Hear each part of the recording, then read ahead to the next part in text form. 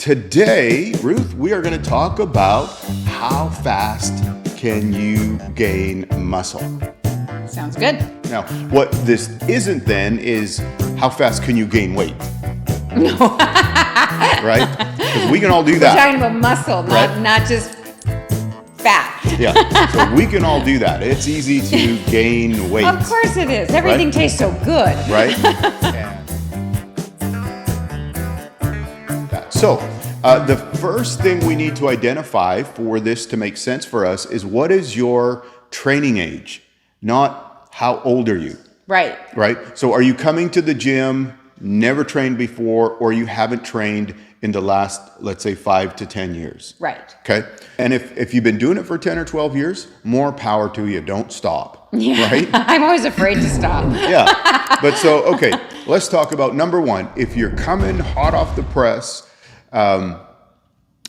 20 to 25 pounds is what you can expect to gain in your first year. Okay? Okay. So that's about 2 pounds a month. Yep. Okay. Now, if you're a woman, that number is 8 to 15 pounds, which is roughly about a pound Big a difference, month. eh? Yeah. Yeah. Yeah, it's quite a bit difference. Yeah. So how much, when you started, do you remember how much you gained at the very beginning? Yeah. So when I, probably in my first, I would say it was my first 3 years. Yeah. That I grew the most. And probably I would have gained, well, I went from like 105 pounds to 135 pounds. Okay. Yeah. So in 3 years, that's, Yeah. that's kind of what we're talking about. Okay. Yeah. Number two, so if you're in the 2-year bracket, for guys, that's 10 to 15 pounds a year. Okay. Okay, that's about a pound a month. Right. Okay, and for the girls, that's 4 to 6 pounds a year. Yep. Which is about a half pound Yep. every month. So at 3 years, it's 5 to 6 pounds for guys, which is about a half pound per month, give or take. For women at that point, it's somewhere around 2.5 pounds. Big difference. Yeah. Yeah. It doesn't make and at that point, it's not worth figuring out what it is No. by the month. No. But roughly it's somewhere in there. And then if you're 4 years or more, for guys, it's going to be 2 to 3 pounds a year. And for the girls, it'll be 1 to 2 pounds per year. So the biggest, the first year is the one that you're going to see the most. Yeah, and like you saw, in the first 3 years, certainly you'll see the biggest jump. So Yeah. really what it comes down to when we talk about these numbers is these are, obviously these are averages, okay? So, but what we can take from that is if you are gaining more than that in that time frame, like if you're gaining, and let's just say we're going to talk about the average, okay? Not there are people who are genetically gifted that they will look at a weight and add muscle, right? Right. But these numbers are just based on the average. Right. Okay. So for the average person, if you are gaining significantly more than that, there's a really good chance you're not just adding muscle at this point.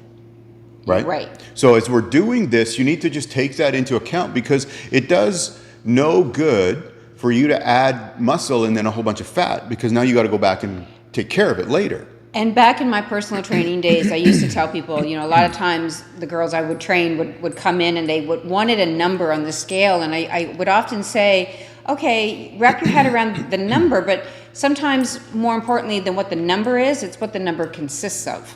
Yeah. How much of that is lean muscle mass? How versus much of fat. that is body Yeah. fat? Yeah, absolutely.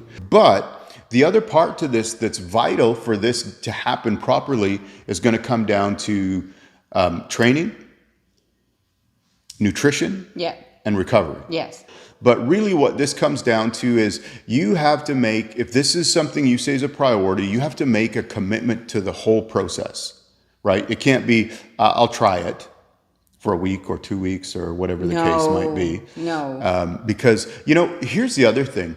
And all of our minds, our brains are always looking for safety and what is known. So anytime you try and step out of the Your comfort known, zone. your comfort zone, you step out of the known, even if it's a good thing, like going to the gym or working out, your brain freaks out or your subconscious freaks out and wants to pull you back to what it knows. Right. Right? So there has to be a commitment that you're going to commit to nutrition, training, and recovery for to see the optimal muscle And if gains. it feels uncomfortable, it should, because it's something new. Yeah. And so don't back away from that. Actually, just go through the process. Right. Embrace it. Yeah. Two most important supplements that should be a part of your regimen: protein powder and creatine. Yeah. Now, again, we are not doctors, so if there's some reason that you think there may be an issue with that for you, you should talk to your doctor and get some feedback. And keep in mind, the name supplement is exactly that. It's to supplement whole foods. It's not to replace whole foods. So it's meant to add to what a regular diet. Right. Okay. And so the next thing we want to wrap it up here is training, nutrition, and recovery.